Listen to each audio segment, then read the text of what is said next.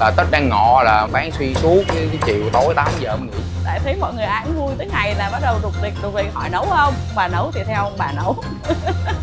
Cả gia đình phải tề tụ lại với nhau, đeo túi thơm làm cho sức khỏe của mình nó tráng kiện lên.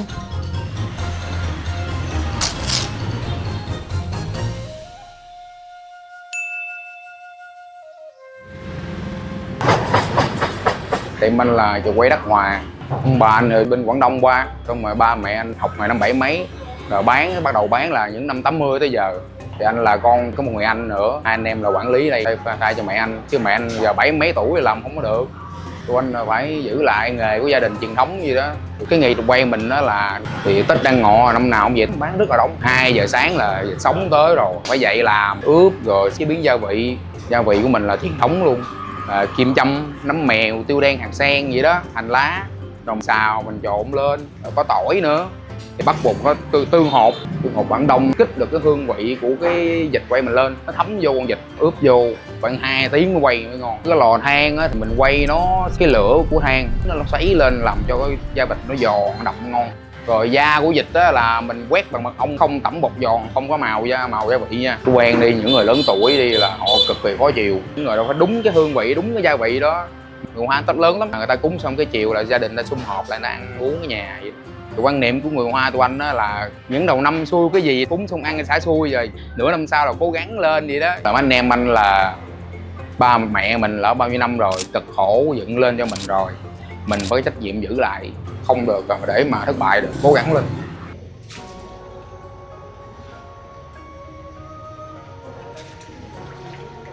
Ngày xưa thì bà cứ xem đến ngày mùng 5 ấy thì bà nội mẹ bà nấu nhà 6 đứa con thì cứ cho mỗi đứa cứ nửa cái chén thôi. Sáng ra chưa rửa mặt đã cứ phải ăn cái này, đã phải ăn cơm rượu này cho nó chết sâu bọ. Bà vào trong này cứ nhớ phải làm, ít nhiều cũng phải làm một ít cho bà con.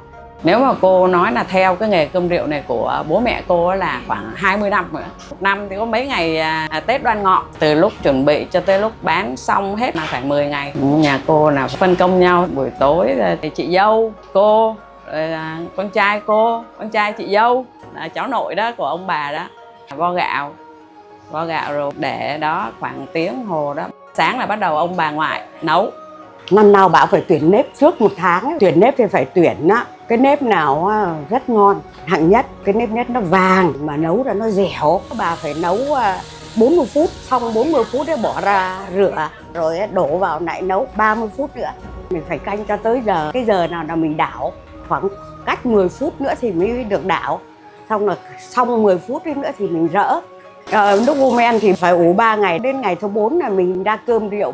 Nấu vậy chứ ai cũng mệt, nấu mà cứ từ 4 giờ sáng mà tới chiều tối. Làm xong rồi cái bảo thôi năm sau không làm nữa đâu.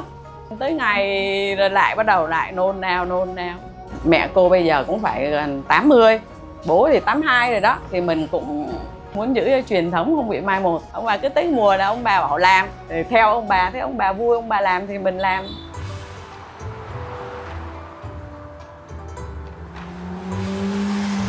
Tiệm bánh Nhất Đẳng Phẩm Vị của mình thành lập từ năm 2016. Ẩm thực của Trung Hoa nó rất là rộng, nó rất là sâu. Mình cũng ráng làm sao mà đem những cái món bánh của Trung Quốc kết hợp với lại nông sản Việt Nam để mà hợp với cái vị của người Việt Nam mình hơn. Gia đình của Linh thì là người Quảng Đông, còn gia đình của Phương là người Tiều. Với người Hoa thì Tết Đoan Ngọ nó cái Tết diệt sâu bọ, cũng là ngày mừng công, thu hoạch lúa gạo, thu hoạch nông sản. Thứ nhất thì người ta có trái cây gì cũng trái cây đó. Người Hoa rất là thích cúng trái quýt. Cái quýt thì nó có từ cát cho nên là tượng trưng cho đại cát đại lợi.